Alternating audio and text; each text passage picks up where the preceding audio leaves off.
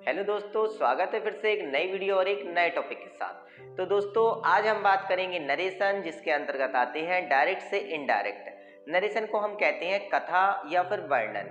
तो दोस्तों, आज की वीडियो शुरू करने से पहले हम आपको समझा दें कि हमने पहले जो वीडियो डाली थी एक्टिव पैसिव की, और हमने आप लोगों से बोला था कि आप अगर पहला रूल अच्छे से समझ लेते हैं तो बकाया सभी एक्टिव पैसिव आपको समझ में आ जाएंगे, क्योंकि सभी में रूल्स लगभग समान रहता है। तो दोस्तों, वही बात हम आज भी बोलेंगे कि डायरेक्ट एंड डायरेक्ट 5 प्रकार के होते हैं। अगर आप पहला डायरेक्ट डायरेक्ट अच्छे से समझ लेते हैं तो बकाया सभी डायरेक्ट डायरेक्ट आपको क्लियरली समझ में आ जाएंगे।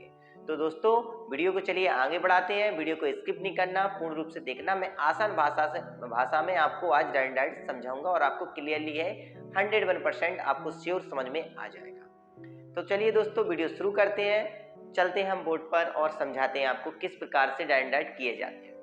तो दोस्तों, डायरेक्ट डायरेक्ट को बोलते हैं हम नरेशन। इसके अंतर्गत डायरेक्ट डायरेक्ट आते हैं, जिसको लॉन्ग नरेशन भी बोला जाता है। इसको बोलते हैं वर्णन या कथा वचन। कथा और वर्णन बोलते हैं, ठीक है ना। या वर्णन भी बोल सकते हैं, कथा भी बोल सकते हैं। इसका पहला जो रूल है एसर्टिव सेंटेंस है दोस्तों, जो कि साधारण होता है। इसमें क्या क्या चेंजिंग करना पड़ता है, देखिए, इन्वर्टेड कॉमा के स्थान पर दैट आता है, समझते जाइए दोस्तों। चेंज ऑफ टेंस कैसे करना है, चेंज ऑफ स्पीच कैसे चेंज करना है, चेंज ऑफ प्रोनाउन। लगभग कहने की बात करी जाए तो डायरेक्ट पूर्ण रूप से चेंज होता है, जैसा होता है वैसा पूर्ण रूप से बदल जाता है, ठीक है ना। तो दोस्तों, जिस प्रकार से हम क्वेश्चन करते हैं और क्वेश्चन के बाद आंसर करते हैं ना, तो क्वेश्चन से बिल्कुल हल्का सा मैच करता है और आंसर पूरा परिवर्तन हो जाता है। उसी प्रकार से डायरेक्ट से इनडायरेक्ट में भी वही होता है। तो ये सभी चीजें हम आपको बताते हैं। देखिए, सबसे पहले क्या याद रखना है दोस्तों, इन्वर्टेड कॉमा के स्थान पर दैट आएगा। पहली बात याद रखना आप लोग। चेंज ऑफ टेंस कैसे करना है समझिए। जो 4 प्रेजेंट के होते हैं, present indefinite, present continuous, present perfect और प्रेजेंट परफेक्ट कंटिन्यूअस, ये सभी पास्ट में चेंज होंगे। कैसे होंगे, प्रेजेंट इंडेफिनिट चेंज होगा पास्ट इंडेफिनिट में, present continuous past continuous, present perfect past perfect और present perfect continuous past perfect continuous. इसके बाद पास्ट पे आते हैं। पास्ट इंडेफिनिट हुआ चेंज पास्ट परफेक्ट में, पास्ट कंटिन्यूअस होगा पास्ट परफेक्ट कंटिन्यूअस ही, फिर इसके बाद इंडेफिनिट और कंटिन्यूअस हो जाएगा नो चेंज। फ्यूचर का अगर विल रहेगा तो वुड हो जाएगा, विल बी तो वुड बी, शैल बी तो शुड बी, इसमें वुड में बदल जाता है और शुड में बदल जाता है। ओके दोस्तों, ये हुई हमारी changing. Change of other part of speech वो होता है टेबल में, जैसे कि दिस का दैट आ जाता है। अगर दिस दिया तो दैट आ जाएगा, टुडे दिया तो दैट डे हो जाएगा, जस्ट है तो एगो, एस्टरडे है तो प्रीवियस डे, टुमारो है तो नेक्स्ट डे। और भी इसमें काफी रहते हैं, लेकिन मैं ज्यादा आने वाले शब्द आपको बता रहा हूँ, ठीक है दोस्तों। इसके बाद बात करते हैं चेंज ऑफ प्रोनाउन। तो दोस्तों देखिए, फर्स्ट पर्सन में ये 6 आते हैं, सेकंड पर्सन में 3 आते हैं और थर्ड पर्सन में 12 आ जाते हैं। इसके बाद आपको बता दें, सॉरी, हाँ 12 आ जाते हैं। तो दोस्तों, 123/सन का मतलब होता है कि फर्स्ट पर्सन सब्जेक्ट से, सेकंड पर्सन ऑब्जेक्ट से और थर्ड पर्सन नो चेंज। ये सब्जेक्ट होता है, ये ऑब्जेक्ट होता है। इसमें यहां कुछ भी आ जाए सेंटेंस में, ये you your you, you your you, तो याद रखना वो ऑब्जेक्ट से चेंज होगा। जब ऑब्जेक्ट में कुछ नहीं रहता है तो आई मान लेते हैं। अगर इसमें आई माई मी भी अगर आ जाता है इन्वर्टेड कॉमा के इस साइड, तो वो हमेशा सब्जेक्ट से चेंज होगा, ठीक है दोस्तों। अब देखिए चेंजिंग किस प्रकार से करना है। ये सेंटेंस को आगे बढ़ाने से पहले इसका एक मेन रूल समझ लीजिए। ऐसा टाइप सेंटेंस का नहीं, सभी में रहता है इन सेंटेंस में दोस्तों। अगर सत वाले सेंटेंस आ जाते हैं तो वो कभी, या फिर आप एनी अदर किस भी समझ सकते हो। तो इसके बाद honesty is the best policy, ईमानदारी की अच्छी नीति, हाँ होती है। इसके बाद बात करी जाए, जैसे सूर्य पूरब से निकलता है, तो ये सत वाले सेंटेंस हो जाते हैं। तो दोस्तों, सत वाले सेंटेंस चेंज नहीं होते हैं, सिर्फ इन्वर्टेड कॉमा के स्थान पर दैट लग जाता है, बकाया पूरा सेंटेंस सेम रहता है। ये बात आप भूलना नहीं। अब एक ही उदाहरण से मैं आपको ये सभी चीजें समझा देता हूँ किस प्रकार से करना है। देखिए दोस्तों, Ramesh said to me you are lazy, Ramesh said to me you are lazy, Ramesh ने मुझसे कहा तुम बहुत आलसी हो।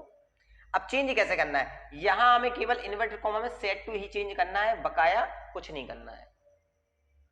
रमेश का रमेश, सेड टू के स्थान पर टोल्ड आ जाएगा, ठीक है दोस्तों। अब मी के कोई मतलब नहीं है, सिर्फ सेड टू से मतलब है। इन्वर्टेड कॉमा के स्थान पर दैट लगा दिया, जो मैंने यहां बता दिया था। अब आती है चेंजिंग की बात।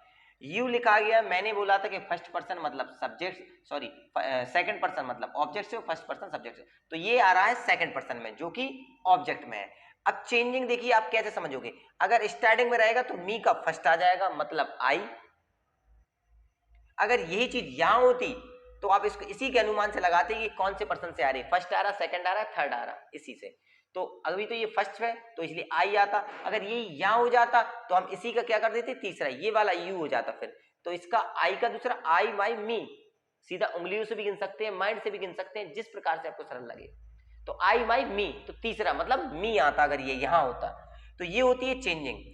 अगर आप सपोज दैट यहाँ पर हम कर देते, यहाँ से कुछ कर दे, फर्स्ट पर्सन से अगर यहाँ पर रख देते कुछ भी, तो वो हमेशा चेंज होता सब्जेक्ट से। तो अगर सब्जेक्ट रमेश है तो यहाँ पर आ जाता ही।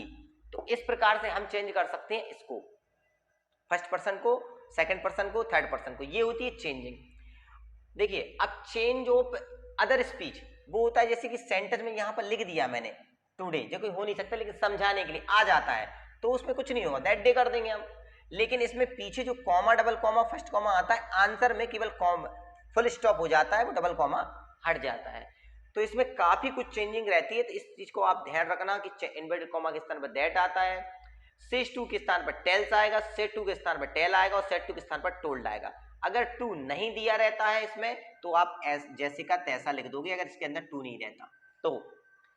अब चेंजिंग क्या क्या करना है, इन्वर्टेड कॉमा के स्थान पर change of tense, change of other speech, change of pronoun, 1 2 3 4, कम से कम 4 चीज तो आपको चेंज करना ही है, जो मैंने आसानी पूर्वक आपको समझा दिया है कि डायन डायड में किस प्रकार से चेंज किया जाता है दोस्तों। तो आप समझ गए होंगे, आई होप आपको समझ में आ गया होगा। अगर फिर भी आपको किसी भी प्रकार की समस्या होती है तो मुझे कमेंट बॉक्स में बता देना, मैं आपको कमेंट बॉक्स में जो भी आप मुझसे पूछोगे मैं आपको क्लियरली उसका आंसर दे दूंगा। तो दोस्तों आप कोशिश करना कि इसमें काफ़ी हद तक जैसे कि चेंज ऑफ टेंस हुआ, टेबल हुआ या फिर इन्वर्टेड कॉमा हुए, या ये आपको माइंड में थोड़ा सेव करना पड़ेगा माइंड में अच्छे से, कि जिससे कि आगे आप उसको फॉरगेट ना हो और आगे जो मैं रूल बताऊँ आपको क्लियरली समझ में आ जाए। तो दोस्तों तब तक के लिए चलते हैं, जय हिंद जय भारत। और वीडियो देखने के लिए सभी दोस्तों का दिल से धन्यवाद। और जो भी दोस्त मेरे पहली बार मेरे चैनल से जुड़ते हैं तो प्लीज़ चैनल को पहले सब्सक्राइब कर लिया करें, लाइक कर लिया करें और शेयर कर दिया करें और बेल आइकन ओपन कर लिया करें, जिससे कि मैं आपको इंग्लिश सरलतम रूप से सिखा सकूं और सबसे पहले आपके पास वीडियो पहुंचा सकूं। तो प्लीज़ जाते जाते सब्सक्राइब जरूर कर लेना मेरे चैनल को। सभी को दिल से धन्यवाद।